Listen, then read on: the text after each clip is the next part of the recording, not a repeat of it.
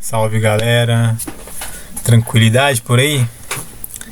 Bom, devido a essa pandemia do vírus Covid-19 que está rolando pelo mundo, teremos que finalizar o nosso bimestre mediante uma videoaula. Esta videoaula, né? Imagino que não seja o método ideal, né? Preferiríamos estar em sala de aula, olho a olho, porém se faz necessário. Iniciemos então a última aula desse bimestre, que diz respeito a partidos políticos no Brasil, né, para finalizar aí o eixo da prática política, mais especificamente da política institucional, ok? Bom, retomando o eixo das discussões anteriores, né, lembrando que partido, né, pegamos a própria raiz etimológica, partido, né, expressa o que? Tomar parte, partiu, né? Partido é algo que se tornou uma parte, né? Tomar parte de algo. Então, o que isso quer dizer? Quer dizer que, bom, pensemos, se a sociedade, né, é um todo, é uma articulação orgânica, lembremos a palavra orgânica, né? Aquilo que onde há uma relação mútua.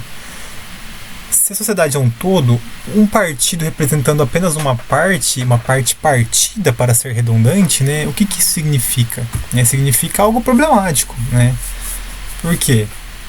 Como o poder político, que é algo feito para dirigir e guiar a sociedade, que é um todo, né, pode ser compreendido por partes, no caso partidos, né? Essa é a grande dificuldade de pensar política, né? E essa aula a gente vai tentar destrinchar um pouco melhor essa relação entre parte, partido e todo, sociedade. Bom, alguns tipos de partido, né, para a gente dar uma exemplificada aí, né? Bom, partido político ele pode ter como plataforma, por exemplo, acreditar que uma cabeça pode decidir melhor do que uma assembleia conjunta tomando as decisões, ou seja, ele pode ser monarquista, né? A sua pauta pode ser: queremos instaurar a monarquia, porque acreditamos que um decide melhor que a multidão, que gera um caos. Ou então, caberia ao poder público, para um determinado partido, a preocupação exclusiva com questões da natureza, né? Ou seja, que a sociedade continue essas atividades. Vamos pensar aqui como preservar a natureza para que o futuro seja garantido. Ou seja, um partido ele pode ser ambientalista, sua pauta principal, né? Ou então, pelo fim da desigualdade das classes sociais, como o Partido Socialista levanta na sua bandeira. Ou, e aí, infelizmente, né, gente, mas é sempre importante lembrar que isso já ocorreu, né, e pode voltar a ocorrer se a gente não ficar atento, um partido ter como bandeira principal o extermínio de grupos inteiros de sociedade, né, afirmando a pretensa superioridade de certas raças, né? E aí, mais uma vez, lembrando que a ideia de raça ela é uma invenção, raça humana não existe, o que existe é a espécie humana, mas como a gente já percebe na história, o nazismo levantou a bandeira de que certas raças, entre aspas, deveriam ser determinadas. Então essa era a bandeira principal do partido nazista e chegou ao poder, né? Então, alguns exemplos de partido, né? Então, vamos para a definição, né? Ora, na medida em que os partidos possuem pautas, reivindicações, programas, segundo o sociólogo Max Weber, que é um dos clássicos, ele define partido como uma associação que visa um fim deliberado, seja ele objetivo, como a realização de um plano com intuitos materiais ou ideais, seja pessoal, isto é, destinado a obter benefícios, poder e, consequentemente, glória para os chefes e sequazes, né, aqueles que estão em volta, ou então voltado para todos esses objetivos conjuntamente. Por que ele está falando aqui de interesses ou objetivos ou então pessoais? Veja, vamos retomar aqui Maquiavel, gente. Maquiavel foi o pai da ciência política, que desconstruiu aquela ideia de que a política é o ideal, a política é o dever ser, né? No seu livro Príncipe, ele ditou as diretrizes básicas, né, para os reis, os déspotas de sua época, para que a moral fosse retirada da ideia de que a igreja ou a religião, no caso, governasse a política e a política tivesse uma moral própria, né? Então aqui não é a ideia de compreender como deveria ser a política deveria ser algo utópico, né? Utopia, lembrando que é o lugar do não existente, né? Mas tal como ela é, a relação de poder, mais uma vez, política é relação de poder, é dominação, né? É hierarquia. Então por isso que é importante entender, porque na política há governo para si próprio, né? Infelizmente, essa é a grande questão. Ok? Bom, política, como a gente acabou de debater, é antes de tudo conflito, né, pessoal? Conflito aqui não no sentido de briga, não no sentido mais baixo da questão, né? Mais conflito entre interesses, né? Entre partes, entre partidos. Portanto, os partidos políticos acabam o quê? Por tornar-se associações que possuem ideologias e vontades coletivas, né? Isso é importante. Procurando o quê? Por meio das eleições, elegerem seus representantes para chegar ao poder político e governar, ok? Essa é a chamada democracia representativa, como vimos nas aulas passadas. Mas isso parece que torna mais complexa ainda a questão entre partido político, entre a parte, né? Ou seja, um partido político tendo uma pauta particular, e encontrar cadê? Onde está essa relação com o bem do todo, que em teoria deveria ser o objetivo de todo governo? A política é um negócio complicado, gente, né? Então a gente está tentando destrinchar. Lembrando mais uma vez, a sociologia ela entende que a sociedade não é perfeita, então ela quer debater problemas, né? Não vamos chegar aqui com os problemas, com as soluções prontas, nós vamos debater os problemas, ok? Estamos destrinchando a complexidade de uma questão, a questão política. Bom, por outro lado, né, se é complexo e problemático essa relação da parte e do particular com o todo, também é interessante o quê? Que os partidos também são a forma institucional de manifestar o descontentamento com essa própria política. Vimos na aula passada, por exemplo, que se o meio institucional, né, em geral, tende a ser engessado, é possível, por meio de movimentos sociais, gerarmos nossos descontentamentos. Mas os partidos também são importantes, também são formas de manifestar isso por dentro do sistema, por dentro da lógica, né?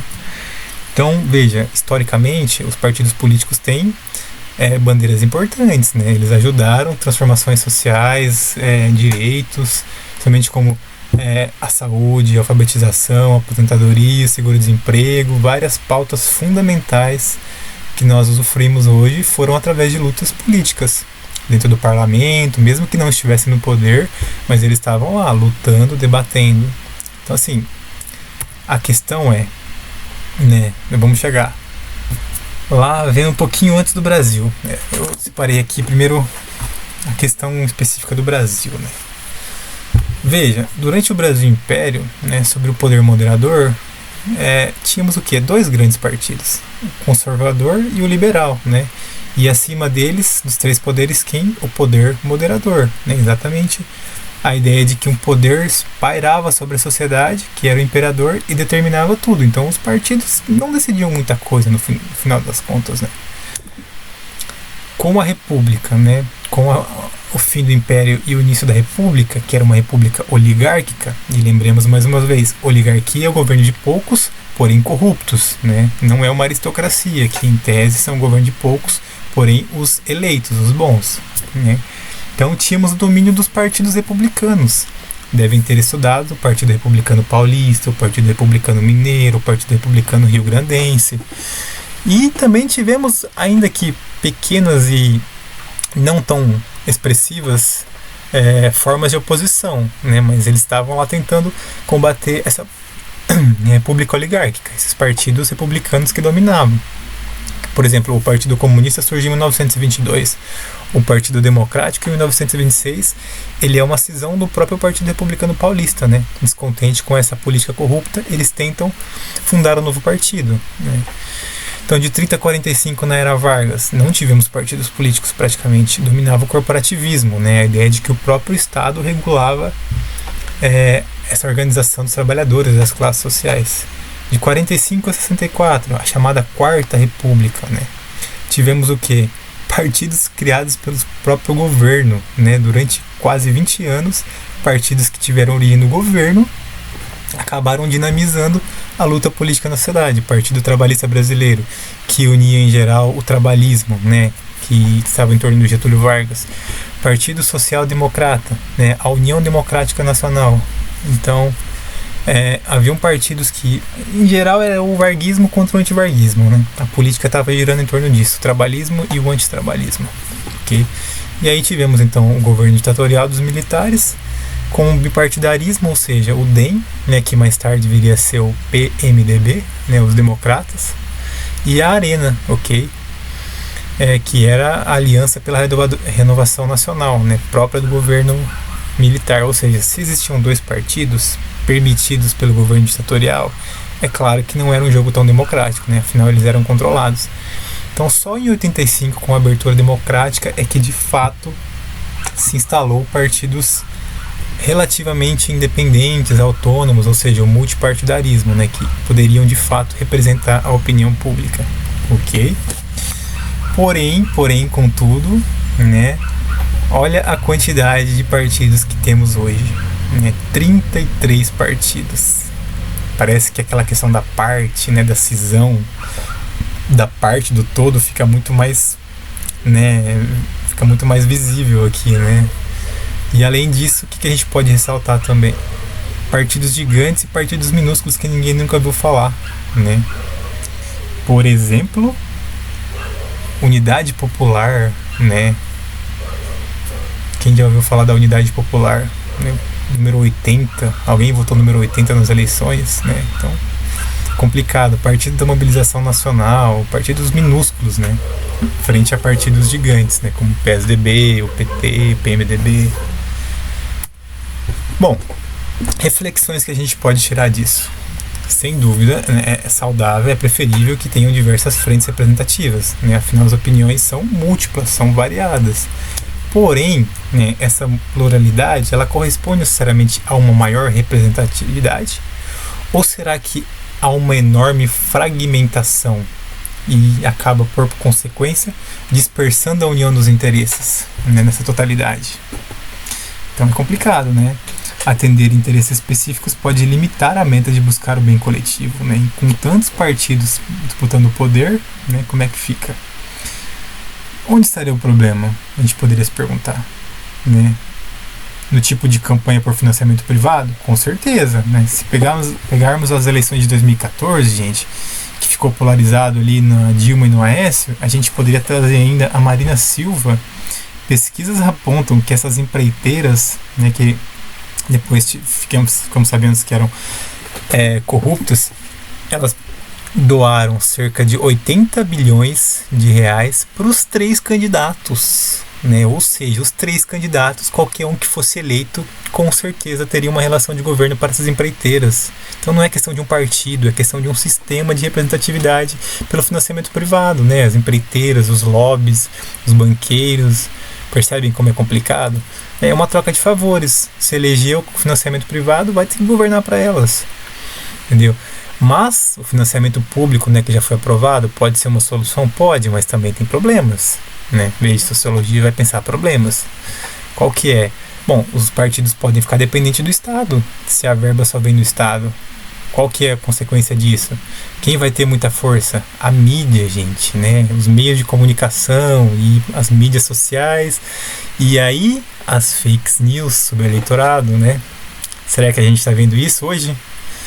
Né? Me parece que sim. Né? Então veja, como uma solução de um problema gera outro problema. E aí é a política, gente. É uma questão que a gente tem que ficar esperto. Né?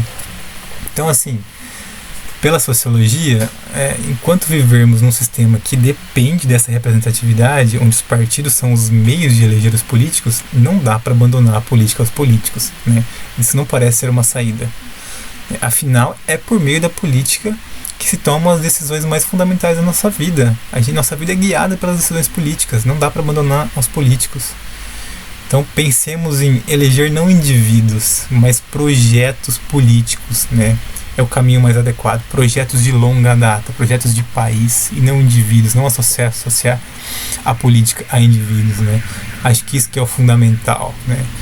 Cabe aos eleitores procurar fazer valer seus direitos de cobrança e vigilância, né? Então a política é uma questão bastante complicada, gente. E a sociologia vem debater esse problema. É isso, gente.